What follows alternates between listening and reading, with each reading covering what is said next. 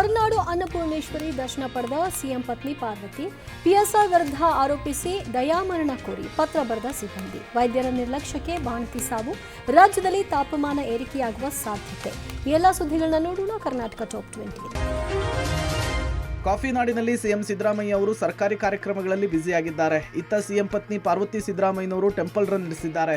ಚಿಕ್ಕಮಗಳೂರು ಜಿಲ್ಲೆಯ ಎನ್ಆರ್ಪುರದಲ್ಲಿ ಸಿಎಂ ಹಾಗೂ ಸಿಎಂ ಪತ್ನಿ ವಾಸ್ತವ್ಯ ಹೂಡಿದ್ದಾರೆ. ನಿನ್ನೆ ಮಧ್ಯಾಹ್ನ 3 ಗಂಟೆಗೆ ಪಾರ್ವತಿ ಸಿದ್ದರಾಮಯ್ಯನವರು ಹೊರನಾಡು ಅನ್ನಪೂರ್ಣೇಶ್ವರಿ ದರ್ಶನ ಪಡೆದರು. ಬಳಿಕ ಶೃಂಗೇರಿಗೆ ತೆರಳಿ ಶಾರದಾಂಬೆಗೆ ಪೂಜೆ ಸಲ್ಲಿಸಿದರು. ಪೂಜೆ ಬಳಿಕ ಶಾರದಾಂಬೆ ದೇಗುಲದ ಮಠದಲ್ಲಿಯೇ ವಾಸ್ತವ್ಯ ಹೂಡಿದ್ರು.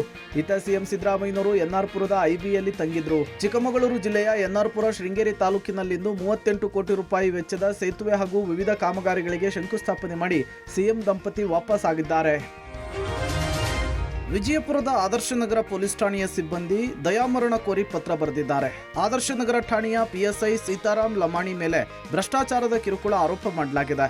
ಇದಕ್ಕೆ ಬೇಸತ್ತು ಸಿಎಂ, ಗೃಹ ಸಚಿವರು ಸೇರಿದಂತೆ ಹಿರಿಯ ಪೊಲೀಸ್ ಅಧಿಕಾರಿಗಳಿಗೆ ಸಾಮೂಹಿಕ ದಯಾಮರಣ ಕೋರಿ ಪತ್ರ ಬರೆದಿದ್ದಾರೆ. ಪಿಎಸ್ಐ ಲಮಾಣಿ ಆದರ್ಶನಗರ ಪೊಲೀಸ್ ಠಾಣೆಯಿಂದ ತಿಕೋಟ ಪೊಲೀಸ್ ಠಾಣೆಗೆ ವರ್ಗಾವಣೆಗಾಗಿ ಹಣವನ್ನು ಹೊಂದಿಸುತ್ತಿದ್ದಾರೆ.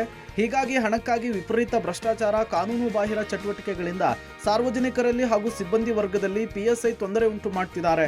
ಠಾಣೆಯಲ್ಲಿ ದಾಖಲಾಗುವ ಎಫ್ಐಆರ್ ದೂರುದಾರರಿಂದ 10,000 ರೂಪಾಯಿದಿಂದ 1 ಲಕ್ಷ ರೂಪಾಯಿದವರೆಗೂ ಕೂಡ ಸಿಬ್ಬಂದಿ ಹಣ ವಸೂಲಿ ಮಾಡಬೇಕು ಅಂತ ಒತ್ತಡ ಹೇರಿದ್ದಾರೆ. ಇನ್ನು ಹಣ ವಸೂಲಿಗೆ 5.0 ಕೋಡ್ ಅಂದ್ರೆ 50,000 ರೂಪಾಯಿ, ಹೀಗೆ ಕೋಡ್ ಬಳಸಿ ಹಣ ವಸೂಲಿ ಮಾಡುವುದಕ್ಕೆ ಒತ್ತಡ ಹೇರ್ತಿದ್ದಾರೆ. ಅದರ ಜೊತೆಗೆ ಬಾರು, ಸ್ಪಾ, ಸಿಗರೇಟ್ ಹಾಗೂ ತಂಬಾಕು, ವೇಶ್ಯಾವಾಟಿಕೆ ಸೇರಿದಂತೆ ಅನೇಕ ವ್ಯವಹಾರಗಳಿಂದ ವಸೂಲಿಗೆ ಒತ್ತಡ ಹೇರ್ತಿದ್ದಾರೆ ಅಂತ ಆರೋಪಿಸಿದ್ದಾರೆ. ಬಿಮ್ಸ್ ವೈದ್ಯರ ನಿರ್ಲಕ್ಷ್ಯಕ್ಕೆ ಬಾಣಂತಿ ಹಾಗೂ ಮಗು ಸಾವನ್ನಪ್ಪಿರುವ ಆರೋಪ ಕೇಳಿಬಂದಿದೆ. ಬೆಳಗಾವಿ ಜಿಲ್ಲೆಯ ತುರುಮರಿ ಗ್ರಾಮದ ಬಾಣಂತಿ 21 ವರ್ಷದ ಈರಮ್ಮ ಏಪ್ರಿಲ್ 10ರಂದು ಮಧ್ಯಾಹ್ನ 12 ಗಂಟೆಗೆ ಬಿಮ್ಸ್ ಆಸ್ಪತ್ರೆಗೆ ದಾಖಲಾಗಿದ್ರು. ಆಸ್ಪತ್ರೆಗೆ ದಾಖಲಾದಾಗಿನಿಂದ ಇಲ್ಲಿಯವರೆಗೂ ಸರಿಯಾಗಿ ಚಿಕಿತ್ಸೆ ನೀಡಿಲ್ಲ ಅಂತ ಹೇಳಿ ಕುಟುಂಬಸ್ಥರು ಆಕ್ರೋಶ ಹೊರಹಾಕಿದ್ದಾರೆ. ವೈದ್ಯರು ಸರಿಯಾಗಿ ಚಿಕಿತ್ಸೆ ಕೊಟ್ಟಿಲ್ಲ ಅಂತ ಹೇಳಿ ಕುಟುಂಬಸ್ಥರು ಆಕ್ರೋಶ ವ್ಯಕ್ತಪಡಿಸಿದ್ದು, ಇವತ್ತು ಮಧ್ಯರಾತ್ರಿ 1:30ಕ್ಕೆ ಬಾಣಂತಿ ಮತ್ತು ಆಕೆಯ ಹೊಟ್ಟೆಯಲ್ಲಿದ್ದ ನವಜಾತ ಶಿಶು ಸಾವನ್ನಪ್ಪಿದೆ. ಹೀಗಾಗಿ ಬಾಣಂತಿ ಹಾಗೂ ಮಗುವಿನ ಸಾವಿಗೆ ನ್ಯಾಯ ಕೊಡಿ ಅಂತ ಹೇಳಿ ಕುಟುಂಬಸ್ಥರು ಕಣ್ಣೀರು ಹಾಕಿದ್ದಾರೆ. ಬಿಮ್ಸ್ ಆಸ್ಪತ್ರೆಗೆ ಎಪಿಎಂಸಿ, ಸಿಪಿಐ ಉಸ್ಮಾನ ಔಟಿ ಜೊತೆಗೆ ಪಿಎಸ್ಐ ಸರ್ದಾರ್ ಭೇಟಿ ಕೊಟ್ಟು ಪರಿಶೀಲನೆ ನಡೆಸಿದ್ದಾರೆ. ಎಪಿಎಂಸಿ ಪೊಲೀಸ್ ಠಾಣಾ ವ್ಯಾಪ್ತಿಯಲ್ಲಿ ಘಟನೆ ನಡೆದಿದೆ. ಬೇಸಿಗೆ ಆರಂಭದಿಂದಲೇ ಅಬ್ಬರಿಸ್ತಾ ಇರುವ ಸೂರ್ಯ ಸದ್ಯಕ್ಕೆ ತಣ್ಣಗಾಗುವ ಲಕ್ಷಣಗಳು ಕಾಣಿಸ್ತಿಲ್ಲ. ಬೆಂಗಳೂರು ಸೇರಿದಂತೆ ರಾಜ್ಯದ ಒಳನಾಡುಗಳಲ್ಲಿ 4-5 ದಿನ ತಾಪಮಾನ ಏರಿಕೆಯಾಗುವುದರ ಬಗ್ಗೆ ಹವಾಮಾನ ಇಲಾಖೆ ಎಚ್ಚರಿಕೆ ಕೊಟ್ಟಿದೆ. ಈಗಾಗಲೇ ಉತ್ತರ ಒಳನಾಡಿನ ಜಿಲ್ಲೆಗಳಲ್ಲಿ ತಾಪಮಾನ 40 ಡಿಗ್ರಿ ಸನಿಹಕ್ಕೆ ಬಂದಿದೆ. ಈ ಮಧ್ಯೆ ಈಗ ರಾಜ್ಯದ ಬಹುತೇಕ ಕಡೆಗೆ ತಾಪಮಾನದ ಏರಿಕೆ ಎಚ್ಚರಿಕೆ ಕೊಡಲಾಗಿದೆ. ಉತ್ತರ ಒಳನಾಡಿನ ಬೀದರ್, ರಾಯಚೂರು, ಗದಗ, ಕೊಪ್ಪಳ, ಬಳ್ಳಾರಿ, ವಿಜಯಪುರ, ಕಲಬುರಗಿ ಜಿಲ್ಲೆಗಳಲ್ಲಿ 42ರಿಂದ 44 ಡಿಗ್ರಿಗೆ ಏರಿಕೆಯಾಗುವ ಸಾಧ್ಯತೆ ಇದೆ.